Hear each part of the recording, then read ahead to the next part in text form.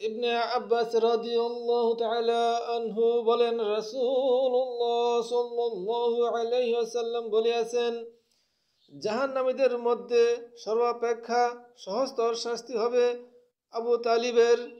তার দুপায়ে দুখানা আগুনের জুতা পরিয়ে দেওয়া হবে, এতে তার মাথার মগজ ফুটতে থাকবে। বুখারী। হযরত আনাস রাদিয়াল্লাহু তাআলা আনহু থেকে বর্ণিত, রাসূলুল্লাহ সাল্লাল্লাহু আলাইহি ওয়াসাল্লাম বলিয়াছেন, কিয়ামতের দিন জাহান্নামীদের মধ্য হতে দুনিয়ার সর্বাধিক মালদার সম্পদশালী ব্যক্তিকে উপস্থিত করা হবে এবং তাকে জাহান্নামের আগুনে ঢুকিয়ে তোলা হবে। অতঃপর তাকে বলা হবে, হে আদম সন্তান, তুমি কি কখনো আরাম আয়েশ দেখিয়াছ?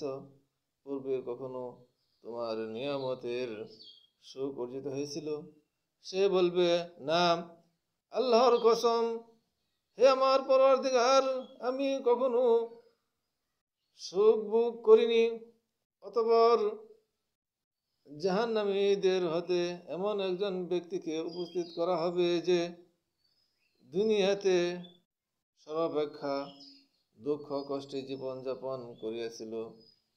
তখন তাকে মুহূর্তের জন্য জান্নাতে প্রবেশ করে জিজ্ঞাসা করা হবে, হে আদম সন্তান, তুমি কি কখনো দুঃখ কষ্ট দেখিয়েছ এবং তুমি কি কখনো কঠোরতার সম্মুখীন হয়েছ? সে বলবে, না, আল্লাহর কসম, আমি, হে আমার পরওয়ারদিগার, আমি কখনো দুঃখে কষ্ট পতিত হয়নি আর কখনো কঠোর অবস্থায় সম্মুখীন হয়নি। সহিহ মুসলিম হাদিসটি বর্ণিত হয়েছে। এই হাদিসের ব্যাখ্যায়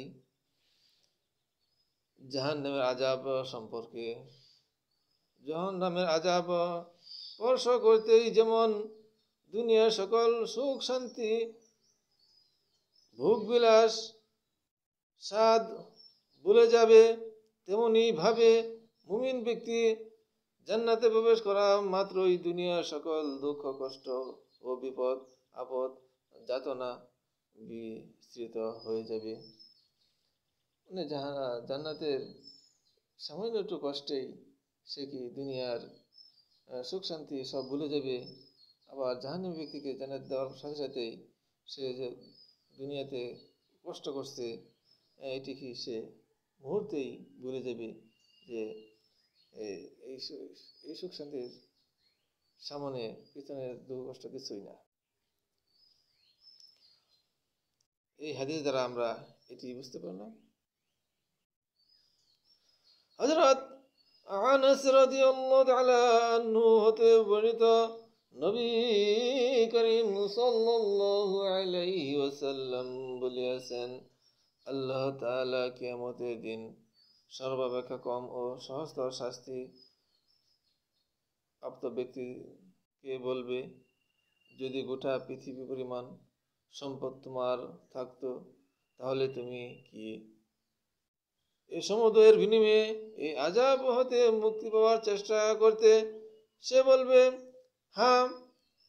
তখন আল্লাহ তাআলা বলবেন, আদমের ওই স্বরের ওই রসে থাকাকালে এর চেয়ে সহজ বিষয়ে আমি হুকুম দিয়েছিলাম যে আমার সাথে কাউকে শরীক করো না, কিন্তু তুমি এটা অমান্য করে আছো এবং আমার সাথে শরীক করে আছো। বুখারী মুসলিম। আদমের ওরস দ্বারা